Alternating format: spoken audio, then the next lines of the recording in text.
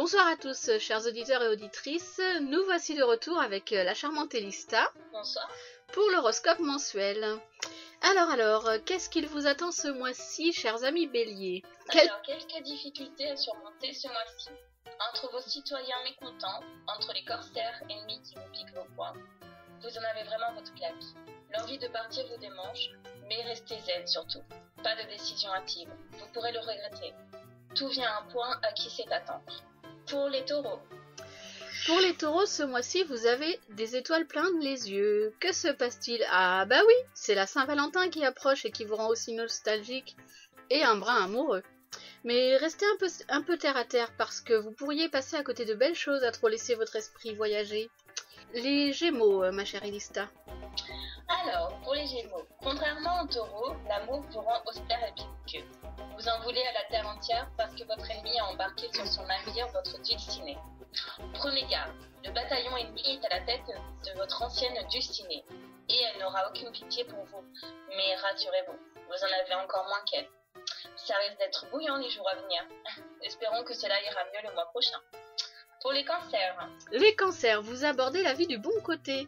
Ah, ce sont donc vous les villes voleurs des chéris des Gémeaux? Vous devriez avoir honte, mais au moins vous ne rentrez pas bredouille.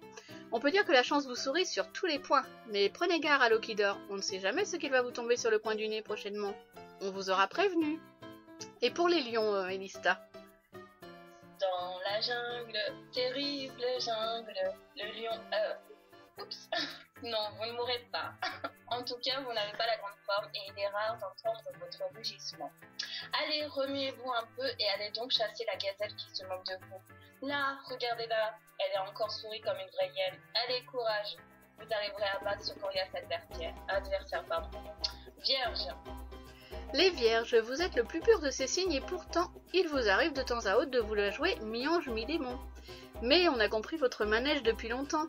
Et oui, c'est pas au vieux singe qu'on apprend à faire la grimace, alors faites attention, que cela ne vous retombe pas dessus. Vous risqueriez de vous prendre à votre propre piège. Et pour les balances, ma chère Elista? Alors, pour les balances, vous pesez trop souvent le pour ou le contre. Vous êtes indécis et cela agace les citoyens. Pendant ce temps, ils ne savent sur quel pied lancer. Il serait temps de prendre un peu les rênes et de prendre des décisions. Ou mieux, de prendre des risques. Qui sait?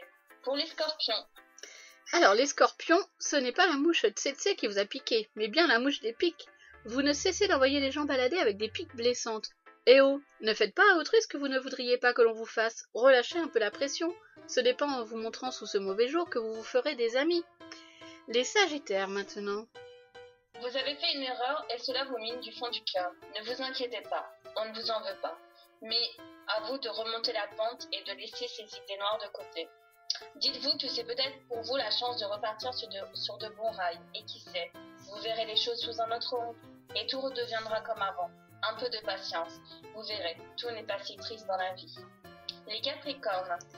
Les Capricornes, vous ne rêvez que d'une chose, c'est que Cupidon répare ses bêtises.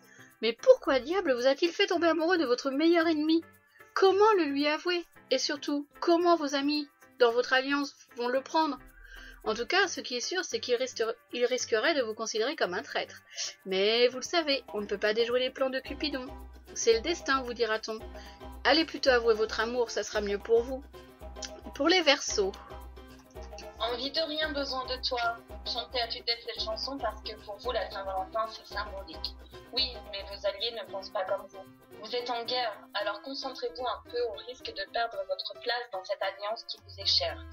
Ôtez ce casque et allez donc préparer les navires pour la guérilla qui se prépare. Bon courage. Pour les poissons. Vous vivez dans votre bulle à l'abri des regards indiscrets. Ne dit-on